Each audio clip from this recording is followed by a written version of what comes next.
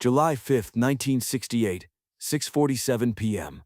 Frank Lucas walked into Wells Restaurant on 132nd Street and 7th Avenue.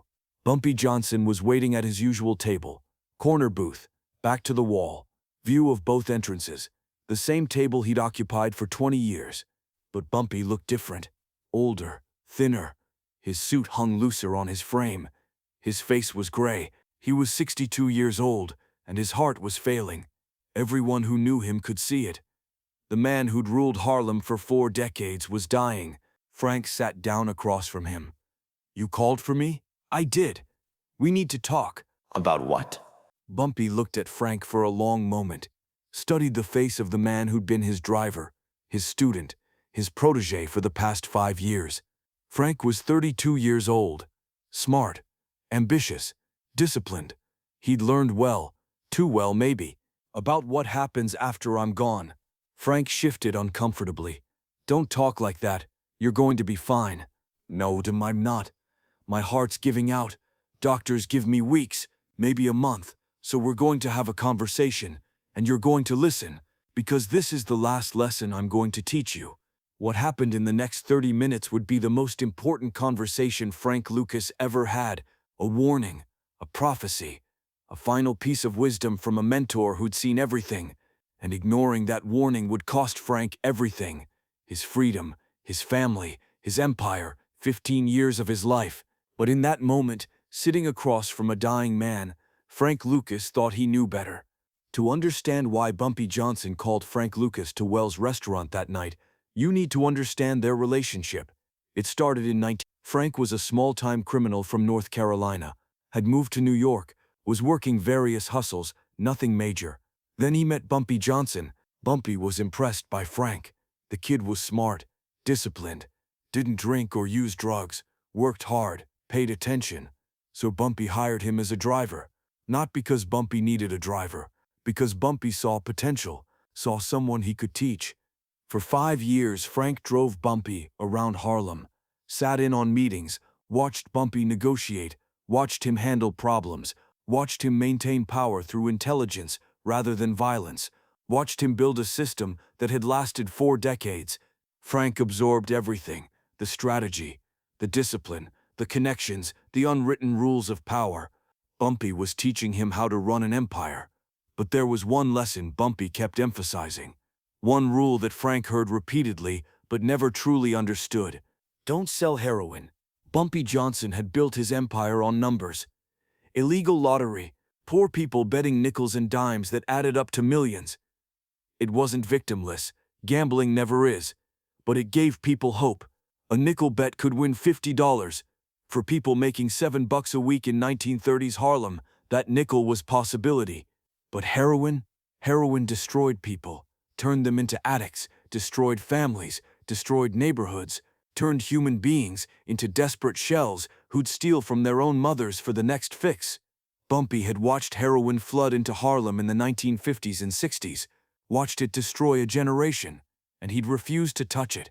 Frank knew this, had heard Bumpy say it 100 times. Numbers gave our people hope. Heroin takes it away. I won't profit from destroying my own community. But Frank also saw the money heroin dealers were making. Millions, more than numbers could ever generate. And Frank was ambitious, wanted that money, wanted that power. He just needed Bumpy out of the way, needed to inherit the empire without the restrictions. At Wells Restaurant that Friday evening in July 1968, Bumpy Johnson laid it out clearly. After I'm gone, people are going to come to you. They're going to offer you heroin deals. Direct supply from Vietnam, military connections, no middlemen. Looks perfect, looks like the opportunity of a lifetime. I'm listening. Here's what happens if you take those deals. You make millions. Fast money, more money than you've ever seen. You'll think you're untouchable, think you're smarter than everyone who came before you. And for a few years, you'll be right. You'll be the biggest dealer in Harlem, maybe the biggest in New York. Frank was quiet. Bumpy continued. Then the feds come, not local cops, not NYPD who you can pay off, federal agents, DEA. They'll build a case that takes years. They'll be patient. They'll watch you get rich, watch you make mistakes, document everything. And when they come, they won't just arrest you, they'll destroy everything. Your organization, your family, everyone connected to you. They'll offer you life in prison, and you'll talk. You'll become an informant to save yourself. You'll betray everyone who trusted you. And when you get out, if you get out, you'll have nothing. No respect, no money, no legacy, just regret. Frank met Bumpy's eyes. That's a pretty specific prediction. It's not a prediction. It's what happens to everyone who thinks they're smart enough to beat the system. I've seen it dozens of times. Watched strong men get broken by federal cases. The heroin money isn't worth it, Frank. It never is. You ran numbers for 40 years. That's illegal too. What's the difference? Bumpy leaned forward. The difference is scope. Numbers is local, state cops, city cops, people you can negotiate with, people who understand the ecosystem. But heroin, that's federal, that's mandatory minimums, that's politicians who need to look tough on crime. That's a system designed to grind you into dust. And here's the real difference. Numbers I can live with morally. I give people hope, however false. Heroin, that destroys people, our people. I won't do that, and you shouldn't either. What if I'm smarter than the guys who got caught? That's what they all thought. Every single one. They thought they were the exception. They weren't. You won't be either. Frank was silent. Bumpy could see the wheels turning. The ambition. The certainty that somehow Frank would be different, that he'd beat the odds. I'm leaving you my connections, Bumpy said, my network, my respect in this neighborhood. People will work with you because I vouched for you, but I'm also leaving you this warning. Everything I built clean. Legal, no, but clean. No heroin, no drugs that destroy people's minds and souls. You stick to that, you'll run Harlem for decades. You break that rule, you'll be lucky to last 7 years before the feds destroy you. I appreciate the advice. This isn't advice, Frank. This is prophecy. I've been doing this since 1930. I've seen every variation of this story.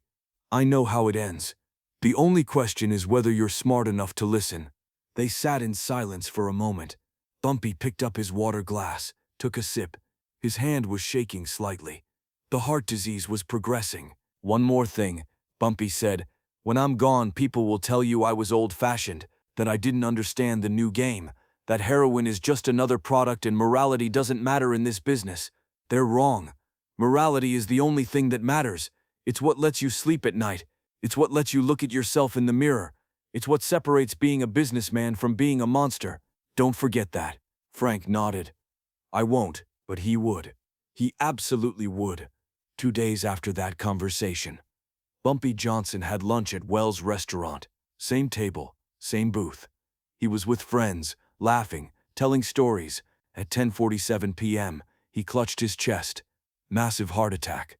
Dead before the ambulance arrived. The funeral was July 11th, 1968. Faith Temple Church of God in Christ. Thousands of people. Frank Lucas was there, stood in the back, watched as Muhammad Ali, Joe Louis and others carried Bumpy's casket, listened to the eulogies about Bumpy's principles, his protection of the community, his refusal to profit from drugs, and Frank thought, that was then. This is now. The game has changed. Within 3 months, Frank Lucas started building his heroin empire. He used Bumpy's connections to establish himself, used Bumpy's reputation to get meetings, used everything Bumpy had taught him about organization and discipline. But he did the one thing Bumpy had warned him never to do. He sold heroin. Frank's operation was brilliant. He traveled to Vietnam during the war, made deals directly with suppliers in the Golden Triangle, smuggled heroin back through military channels, cut out the Italian mob middlemen who'd controlled the trade, sold pure heroin, blue magic at lower prices than anyone else, made millions. By 1970, Frank Lucas was the biggest heroin dealer in New York, maybe the biggest in America. He was making $50 million a year, owned properties, drove expensive cars, wore mink coats, sat ringside at Madison Square Garden.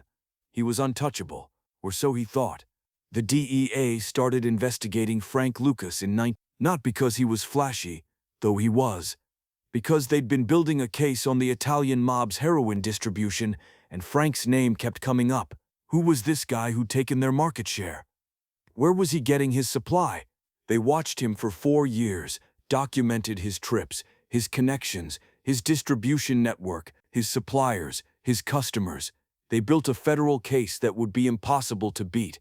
January 1975, the DEA arrested Frank Lucas, seized his properties, froze his accounts, arrested 70 members of his organization. Federal indictment, hundreds of counts, life in prison. Frank sat in a holding cell, realizing exactly what Bumpy had predicted 7 years earlier was happening. Word for word, the feds had built an unbeatable case. He was facing life. His only option was to cooperate, become an informant, testify against everyone he'd worked with. So he did. Frank Lucas became a federal informant. Gave up over 100 people. Dealers, suppliers, corrupt cops, corrupt DEA agents. He destroyed his entire network to save himself. He got 15 years instead of life, served time in multiple prisons, got out in 1981. Went back in on new charges got out again in 1991. Total 15 years in federal prison for the 7 years he'd run Harlem's heroin trade. When Frank got out in 1991, he had nothing. No money. The government had seized everything. No respect. He was a known informant. No friends. He'd betrayed everyone. No organization. It had been destroyed. Just regret. In 2000, a writer named Mark Jacobson interviewed Frank Lucas for a New York Magazine article. The article eventually became the movie American Gangster, with Denzel Washington playing Frank. During that interview, Frank talked about Bumpy Johnson, and for the first time publicly, he admitted something he'd been thinking about for 30 years. 2 days before Bumpy died, he called me to Wells, told me not to sell heroin, said if I did, the feds would destroy me, said I'd make millions but lose everything, said I'd end up an informant just to save myself. I thought he was old, didn't understand the new game. I was wrong. He was predicting the future, and I was too arrogant to listen. Why didn't you listen? Jacobson asked. Because I was 32 years old and thought I was smarter than a man who'd run Harlem for 40 years. Because I saw the money and convinced myself I'd be the exception. Because I wanted to be the king, and I didn't want to wait. Bumpy ran Harlem for 4 decades and died free. I ran it for 7 years and spent 15 in prison. He knew what I didn't know. Some money costs more than it's worth.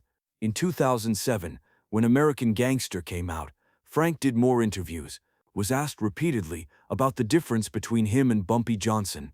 His answer was always the same. Bumpy had principles. I had ambition. Bumpy cared about the community. I cared about the money. Bumpy built something that lasted 40 years. I built something that lasted 7. He died with respect. I died with regret. You're not dead, one interviewer pointed out. The Frank Lucas who thought he was untouchable. That guy died in 1975 when the DEA kicked down my door. I've been living with his ghost ever since. Frank Lucas died on May 30th, 2019. He was 88 years old, spent his final years in relative obscurity in New Jersey.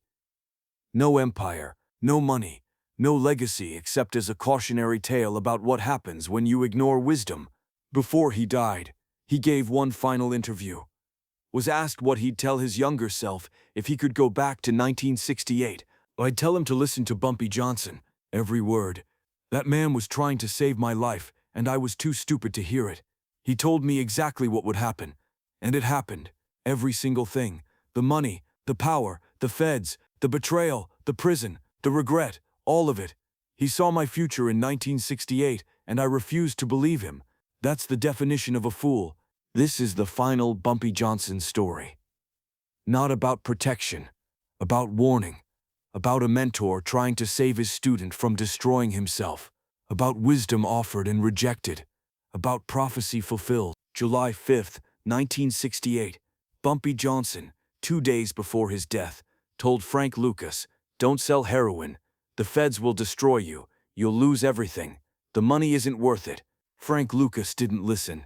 Made $50 million, spent 15 years in prison, lost everything, lived 40 years with regret. Bumpy Johnson ran Harlem from 1930 to 1968. Died free. Died respected. Died knowing he'd protected his community, even if he couldn't protect Frank Lucas from himself. That's the final lesson. Sometimes the most important thing you can do is warn someone about the path they're choosing. And sometimes, no matter how clearly you warn them, they choose that path anyway. And all you can do is die, knowing you tried.